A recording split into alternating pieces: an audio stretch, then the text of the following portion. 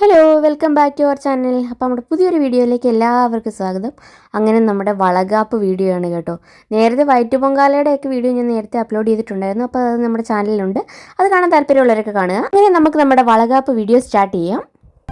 അമ്മ തിരുവയറുള്ളിൽ കുറുകണ കുഞ്ഞരിപ്രാവ് കുഞ്ഞമ്മിണിപ്രാവ് അമ്മ തിരുവയറുള്ളിൽ കുറുകണ കുഞ്ഞരിപ്രാവ് കുഞ്ഞമ്മിണിപ്രാവ് എന്തിനി വേണം എന്നരുളേണം പുന്നല്ലിനവിലോ പൂവൻ കനിയോ തുമ്പപ്പൂ ചോറോ തൂശനില തൻ തുഞ്ചത്ത് വച്ച പഴം നുറുക്കോ തിരുനെല്ലി കാവിലേ ആ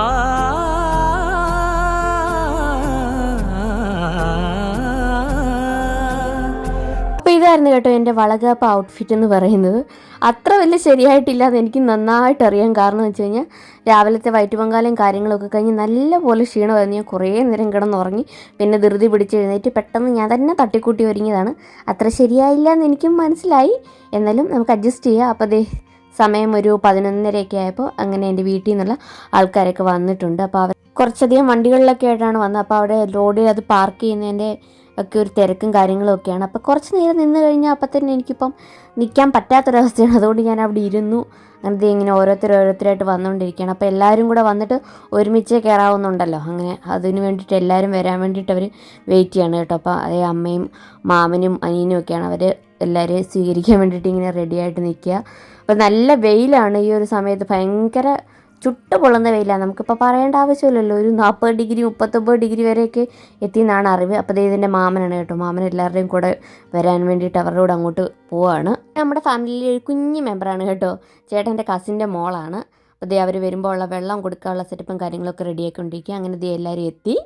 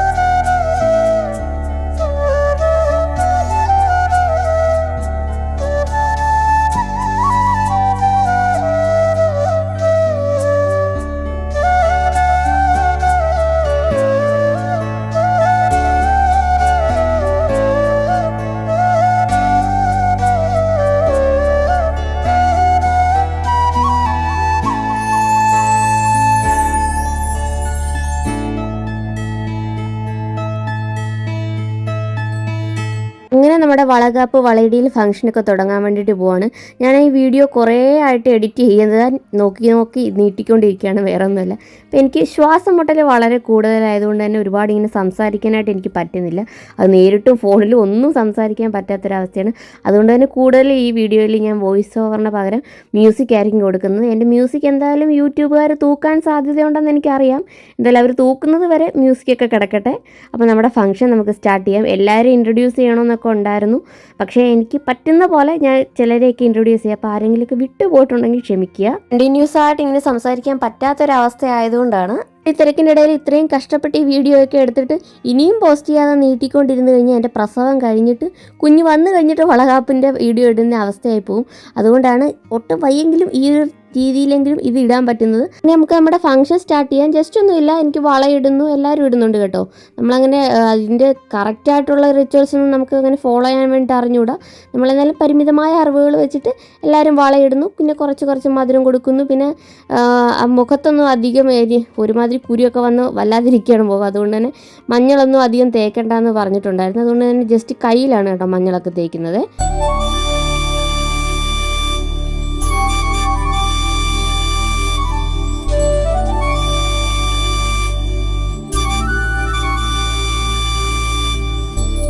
നമ്മുടെ ഫംഗ്ഷൻ സ്റ്റാർട്ട് ആയിട്ടുണ്ട്. ആദ്യം അമ്മമാർ ചെയ്യട്ടെന്ന് വിചാരിച്ചു. അങ്ങനെ ഇതേ കൊല്ലത്തെ അമ്മയാണ് കേട്ടോ ആദ്യം വളയൊക്കെ ഇട്ട് മഞ്ഞളൊക്കെ തേച്ച് തന്നെ. പിന്നെ അത് കഴിഞ്ഞിട്ട് എൻ്റെ അമ്മ. പിന്നെ ഇതിനെ കുറേ വീഡിയോസിലൊക്കെ കണ്ടിട്ടുണ്ടായിരുന്നു.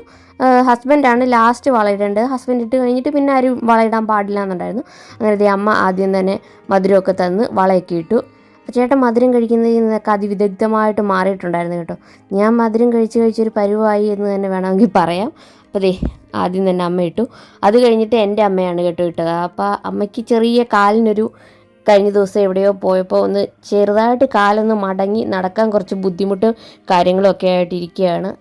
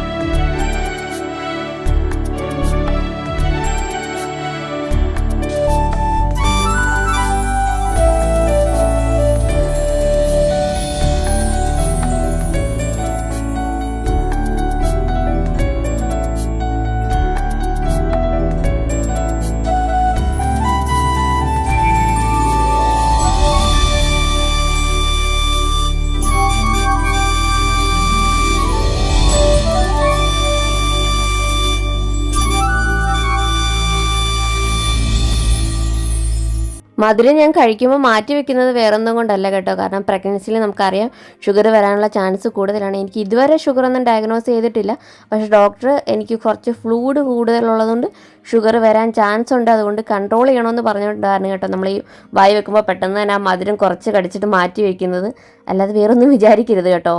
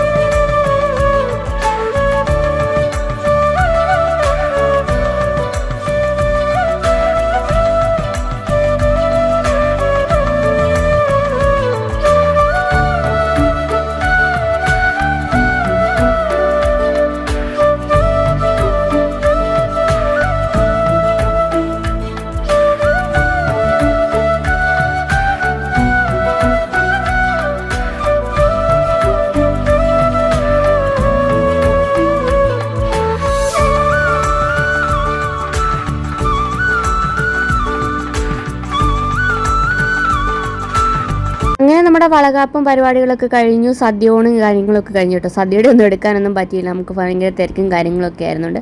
അങ്ങനെ 2 മണിയായപ്പോഴത്തേക്ക് ഇറങ്ങാനെ കൊണ്ടുള്ള സമയമായി. അപ്പം ഞാൻ സാരി മാറാൻ വേണ്ടിയിട്ട് പോയായിരുന്നു. അപ്പോൾ ഞാൻ നേരത്തെ പറഞ്ഞായിരുന്നു കല്യാണ സാരി നമ്മൾ ഉടുക്കാതിരുന്നത് കാരണം അതിൽ കുറച്ച് സ്റ്റെയിനും കാര്യങ്ങളൊക്കെ ആയതുകൊണ്ടാണ് കേട്ടോ. പക്ഷെ ഉടുത്തു വന്നപ്പോൾ അത് നമ്മൾ കുറച്ച് കവർ ചെയ്തൊക്കെ ഉടുത്തു. അങ്ങനെ നമ്മൾ ഇറങ്ങാൻ വേണ്ടിയിട്ട് തുടങ്ങുകയാണ്.